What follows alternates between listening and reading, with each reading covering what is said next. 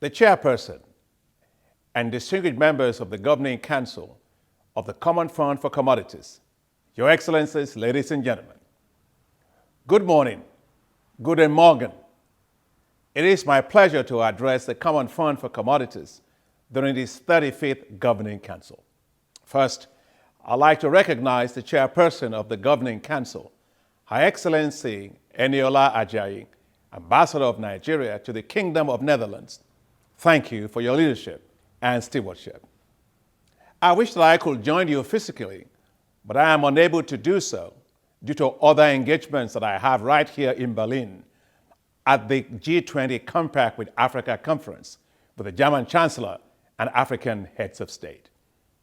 So I took time out during the meetings to write this speech and do the video recording because I believe strongly in the work of the Common Fund for Commodities and the work of the Governing Council. Your Excellencies, ladies and gentlemen, you all gather from around the world for the Governing Council of the Common Fund for Commodities today. You gather at a time that the world is facing geopolitical tensions and conflicts that are fueling global inflation and worsening food insecurity for billions of people. The Russia-Ukraine war led to soaring of prices of wheat, maize, and fertilizers. The recent ban on the export of rice by India, which could be followed, who knows, by other large rice exporters, will worsen global price volatility and calls for greater efforts to support Africa to feed itself. I say this because I know that Africa is of great interest to the Common Fund for Commodities. Nearly half of the fund member countries are African, and the continent benefits from 70% of the fund's investments. Your prioritizing Africa makes a lot of sense, and it is strategic in terms of how we will feed 2.5 billion people in the world by 2050. And that is simply because Africa accounts for 65% of all the remaining uncultivated arable land left in the world. And so, what Africa does with agriculture will determine the future of food in the world. Yet, over 250 million Africans go to bed hungry daily. These challenges are compounded by the threat of climate change and environmental degradation. Africa, ladies and gentlemen, contributes the least to the global greenhouse gas emissions, yet is the region at greatest risk when it comes to the impacts of climate change. 9 of the 10 countries that are most vulnerable to climate change are in sub-Saharan Africa. Excellencies, ladies and gentlemen, we can't let this stand. These challenges are interconnected, and addressing them requires a comprehensive strategy. Africa must adapt to survive and thrive. It has the resources and technology to achieve that. We count on the Common Fund for Commodities, impact-driven strategy to help turn this around. It is important to support the organizations such as this fund because your activities are reaching smallholder farmers and other beneficiaries across Africa's vast agricultural value chains. I'd like to, in particular, commend the creation of a new agricultural commodity transformation fund to unlock local agriculture sector potential by providing affordable finance, reducing risks facing investors, and delivering technical expertise to create equitable low-carbon supply chains. These will bring us closer to overcoming challenges in the food systems. The African Development Bank Group is also walking the talk towards agricultural transformation on the continent. The continent's food and agribusiness will be worth $1 trillion by 2030. We must therefore fully unlock these potentials and opportunities. Like the Common Fund for Commodities, one of our strategic objectives at the African Development Bank is to boost smallholder productivity, food security, and incomes.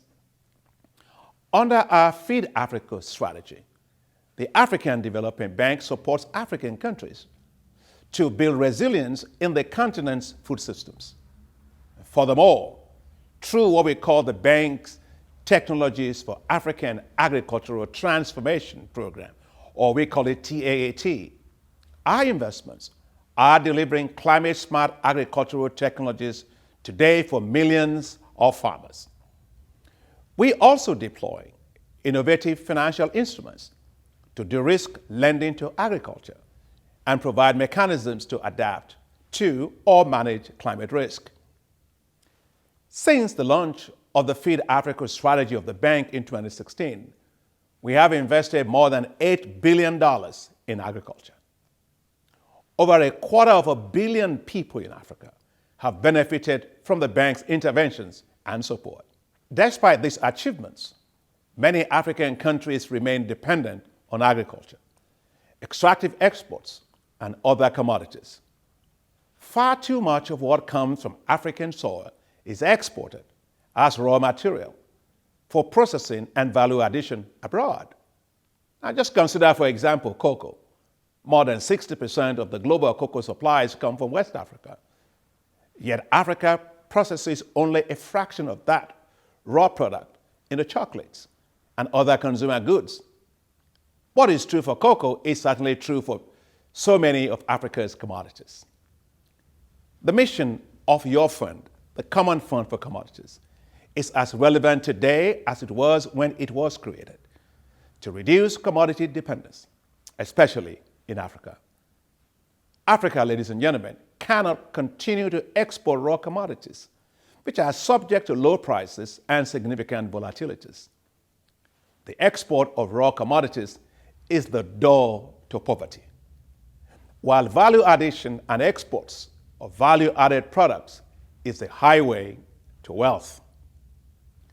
Ladies and gentlemen, distinguished guests, it is time for Africa to reap more of what we sow and other natural resources.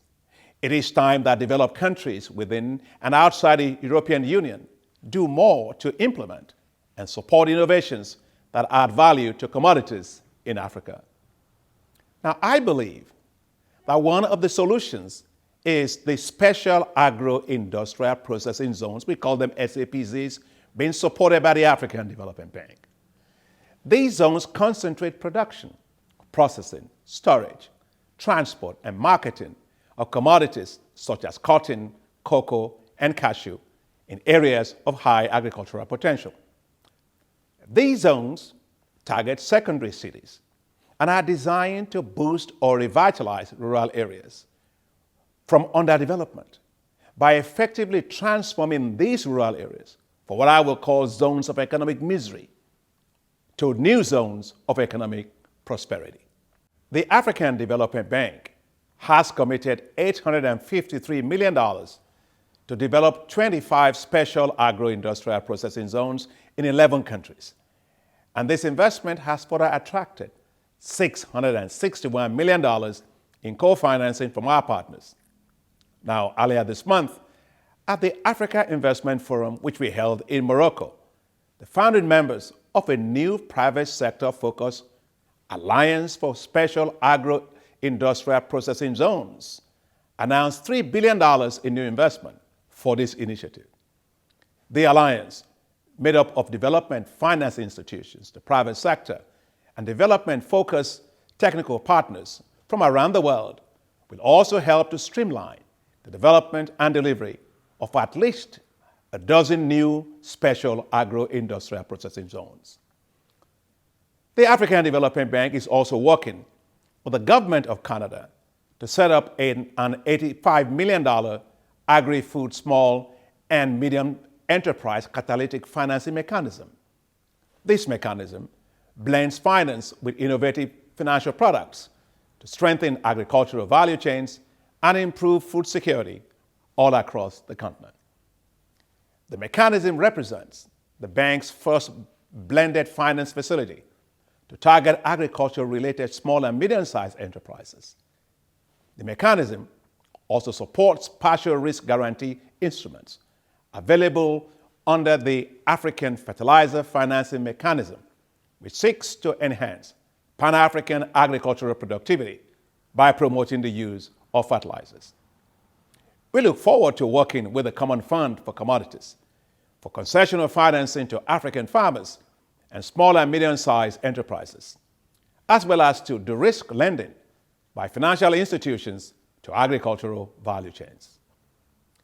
Your Excellencies, ladies and gentlemen, as the Governing Council of the Common Fund for Commodities reviews this year's activities and votes on its future, I would like to urge you to be so mindful of the renewed political commitment of African leaders to not only feed Africa, but to unlock the full potential of its agricultural sector.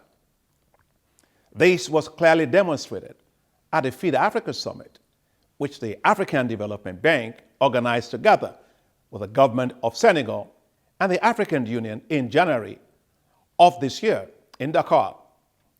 Attended by 34 heads of state and government, the summit developed and agreed on what we call food and agricultural delivery compacts for 41 countries. I am delighted to let you know that we have mobilized collectively $72 billion globally to help support the implementation of these compacts. Therefore, Your Excellencies, ladies and gentlemen, the Common Fund for Commodities resources should leverage on these food and agricultural delivery compacts to support smallholder farmers, especially women and the youth, and small and medium-sized enterprises to produce, process, and take greater advantage of trade. Together, let us turn the sweat of farmers into wealth. I wish you excellent and productive Governing Council sessions. Thank you very much.